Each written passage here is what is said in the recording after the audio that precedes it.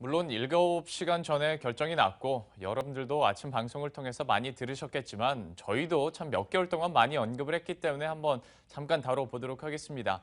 미국이 결국 금리를 인상했습니다. 25bp 0.25%, 시장의 예상대로였는데요. 좀 더 자세한 이야기는 취재기자 전화 연결해서 들어보도록 하겠습니다. 최종근 기자.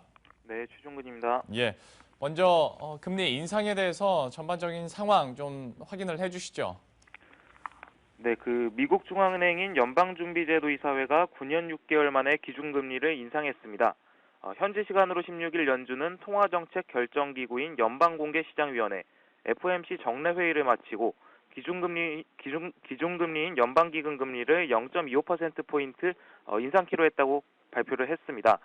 다만 연준은 기준금리 인상에 따른 충격을 완화하기 위해 향후 경제 상황에 따라 통화정책을 점진적으로 조정하겠다는 의지를 강조했습니다.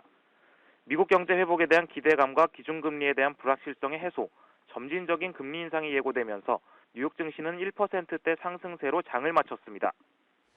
금리 인상에 대해서 우리 시청자 여러분들도 그렇게 놀라운 일은 아닐 거라고 생각이 듭니다. 그런데 이제 중요한 것은 과연 이번 이슈가 우리 금융시장에 어떤 영향을 미칠까인데요. 현재까지 나오고 있는 전망들은 어떻게 되고 있나요? 네, 당초 미국의 연내금리 인상이 예견된 조치였다는 점에서 일단 시장에서는 인상 여부보다 속도에 그동안 관심을 기울여 왔습니다. 연준이 금리를 0.25%포인트 올리긴 했지만 점진적으로 조정하겠다는 뜻을 피력하면서 일단 국내 금융시장에 미치는 영향도 제한적인 모습입니다. 이 시각 현재 코스피 지수는 어제보다 0.33% 오르고 있고요. 코스닥 지수는 더 큰 폭으로 올라 1%대 상승률을 기록하고 있습니다. 미국의 통화정책에 대한 불확실성이 해소됐다는 부분이 긍정적으로 작용하고 있는 것으로 풀이됩니다. 유진투자증권은 이미 상당 부분 시장에 반영돼 있었던 데다 연준의 정책 기조에 대한 불확실성 제거라는 측면에서 국내 증시에 긍정적인 요인으로 작용할 것으로 내다봤습니다. 다만 IBK 투자증권은 중기적인 관점에서의 새로운 불확실성이 시작됐다고 볼 수 있다면서 미국의 기준금리 인상에 따른 신흥국 경제 불안이 고조되고 있는 점은 부담스러운 요소라고 분석했습니다. 아울러 향후 업종 간 주가의 차별화가 심화될 것이란 우려도 제기됩니다. 대우증권은 미국의 금리 인상을 계기로 기업들의 생존 경쟁이 한층 더 격화될 것이라면서 구조조정 대상 업종과 그렇지 않은 업종 간의 차별화 현상이 나타날 것으로 전망했습니다.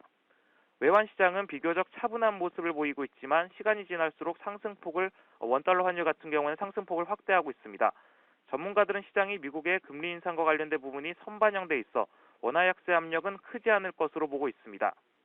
다만 미국의 금리 인상 결정 이후 도쿄 외환시장에서 엔달러 환율이 122엔 선을 넘어섰고 중국 위안의 추가 절하가 이어지고 있어 원화 가치의 하락 요인으로 작용을 하고 있습니다.